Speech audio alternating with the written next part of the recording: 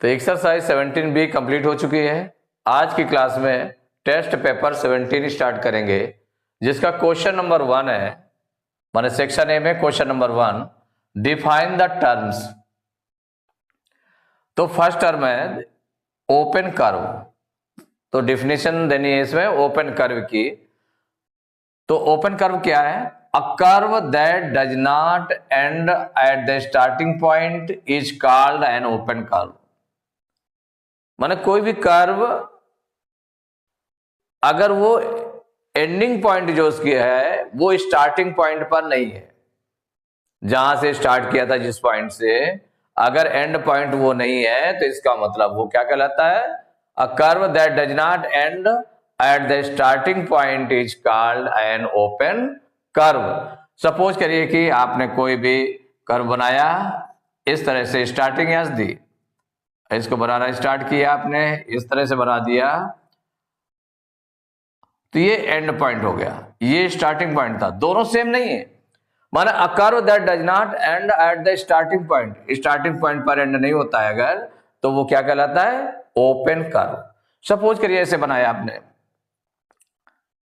ये डायग्राम इस तरह से बना दिया, ऐसे बनाया, इस तरह से बना दिया, तो स्टार्टिंग पॉइंट ये थे और एंडिंग पॉइंट ये है, दोनों अलग अलग पॉइंट है, सेम पॉइंट नहीं है, इसका मतलब ये ओपन कर्व है। और भी कोई भी डायग्राम इस तरह से बना सकते हैं। तो सपोज करिए इस तरह से आपने बना दिया, एक आपका ये हो गया डायग्राम, इस तरह से बनाया ऐसे, माने स्टार्टिंग पॉइंट ये था, एंडिंग पॉइंट दोनों अलग अलग है, इसका मतलब ये भी ओपन कर्व है। क्या है? Open curve. तो a curve that does not end at the starting point is called an open curve.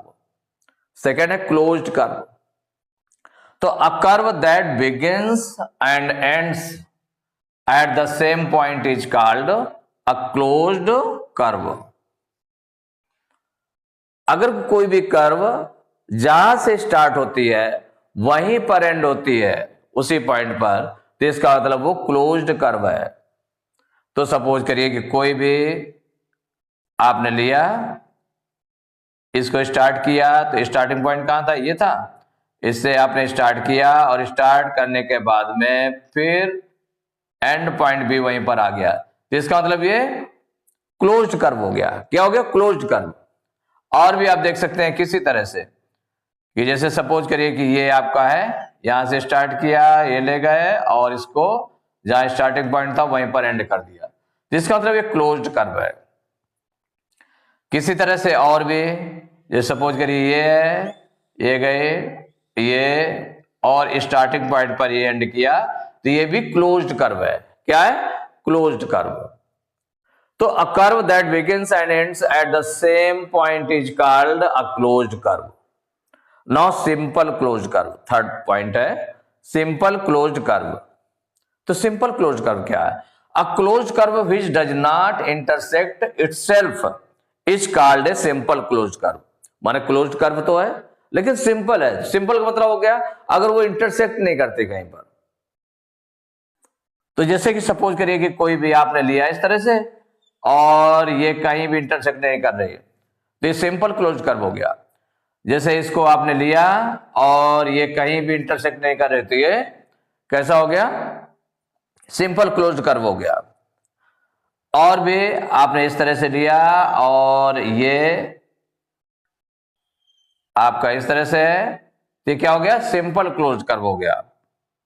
और जैसे कि यहां पर देखें तो ये सिंपल क्लोज्ड कर्व नहीं, क्योंकि ये इंटरसेक्ट कर रहा है, ये इटसेल्फ माने स्वयं को इंटरसेक्ट करता है।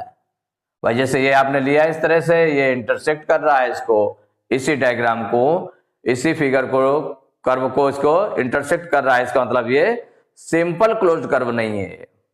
क्लोज्ड कर्व तो है लेकिन सिंपल क्लोज्ड कर्व नहीं है। तो सिंपल क्लोज्ड कर्व में कहीं भी इंटरसेक्ट नहीं करना चाहिए। तो ये क्या हुआ? फर्स्ट पार्ट है open curve. A curve that does not end at the starting point is called an open curve. Second है closed curve. A curve that begins and ends at the same point is called a closed curve. Third है simple closed curve. A curve, a closed curve which does not intersect itself is called a simple closed curve. Question number second, the angles of a quadrilateral are in the ratio 1:2:3:4। माने quadrilateral है, उसके जो 4 angles है उनका ratio given है 1:2:3:4 given है। Find the measure of each angle, माने उसके हर एक एंगल को फाइंड करना है कि हर एक एंगल कितना होगा, माने वो चारों एंगल, माने जो 4 एंगल्स है वो कितने कितने डिग्री के होंगे फाइंड करना है। तो ये रेशियो गिवन है, तो रेशियो को किसी वेरिएबल से, सेम वेरिएबल से मल्टीप्लाई कर देंगे और उस वेरिएबल की वैल्यू फाइंड करेंगे। तो अगर वेरिएबल की वैल्यू जितनी भी आएगी उसका मल्टीप्लाई हर रेशियो में करते जाएंगे तो क्या निकल आएगा, उसके सभी एंगल से निकल आएंगे। तो यहां पर सॉल्व करेंगे, क्या गिवन है, the ratio of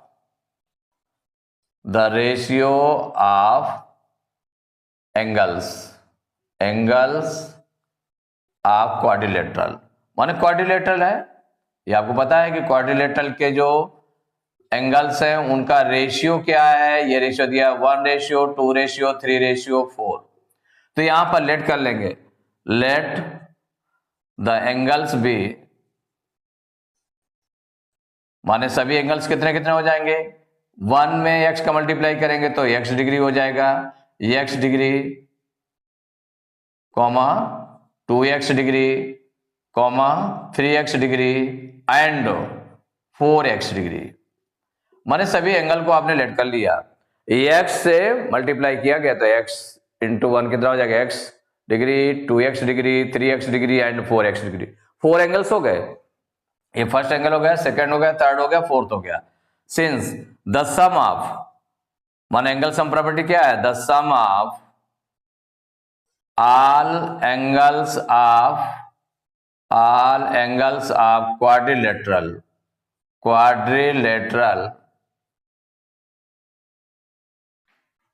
equal 360 degree. सभी एंगल्स का सम कितना होता है, 360 डिग्री होता है। तो ये जो 4 एंगल्स है इनका सम कर दें तो क्या हो जाएगा, तो x plus 2x plus 3x plus 4x equal हो जाएगा 360 डिग्री। इनको ऐड करें, x मीन्स 1x, तो 1 और 2 3, 3 3 6, 4 10, तो 10x इक्वल टू हो गया 360 डिग्री। तो x इक्वल टू कितना निकल आएगा, 10 को उधर ट्रांसपोज करेंगे, डिवाइड में चला गया अपॉन 10, 360 अपॉन 10, 0 0 कैंसिल हो गया, तो x की वैल्यू कितनी आ गई, 36 आ गई।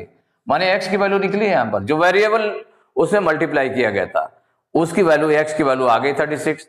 अब एंगल सभी निकाल लें, तो फर्स्ट एंगल कितना हो जाएगा, first angle, then second angle, सभी एंगल्स आपको निकालने हैं, तो first angle, second angle, third angle and fourth angle,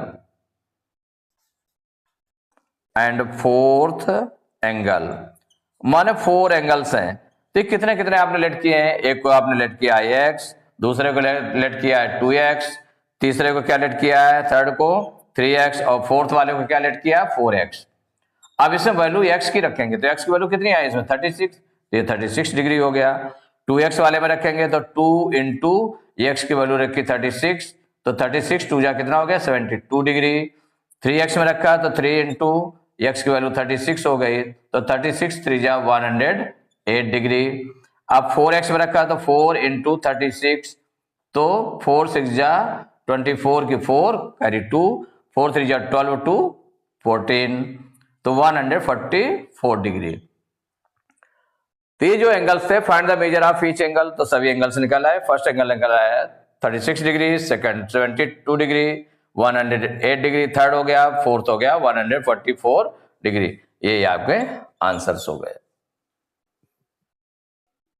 तो question number third, two adjacent angles of a parallelogram are in the ratio 2:3, find the measure of each of its angles. तो parallelogram है, parallelogram given है, parallelogram क्या given है, कोई दे दिया गया ABCD, ये लेट कर लिया गया कि ABCD पैरेललोग्राम है। इसके टू एडजेसेंट एंगल्स का सम, नहीं, टू एडजेसेंट एंगल्स का रेशियो कितना दिया, 2:3। तो टू एडजेसेंट एंगल्स कौन से लेट कर लिया आपने, A और B हो गया, A और B ये एडजेसेंट एंगल्स हो गए। तो यहां पर जो गिवन है the ratio of ratio of two adjacent angles, to adjacent angles, ये गिवन है 2:3, ये गिवन है ना। इसका मतलब क्या हुआ, एंगल ए और एंगल बी इनका रेशियो हो गया इक्वल 2:3 हो गया, ये हो गया ना। माने एंगल ए और एंगल बी ये दोनों एडजेसेंट एंगल्स हैं, एडजेसेंट एंगल्स हैं, साइड के दोनों एंड पर बने हुए हैं, जिसका मतलब ये एडजेसेंट एंगल्स हैं, इनका रेशियो 2:3 है। तो लेट कर लें, let angle A equal to 2x and angle B equal to 3x, ये लेट कर लिया आपने। मैंने रेशियो दिया है तो उसमें x से वेरिएबल से दोनों में मल्टीप्लाई कर दिया गया, तो एंगल ए निकला है 2x, angle B equal to हो गया 3x, ये लेट कर लिया। So since the sum of two adjacent angles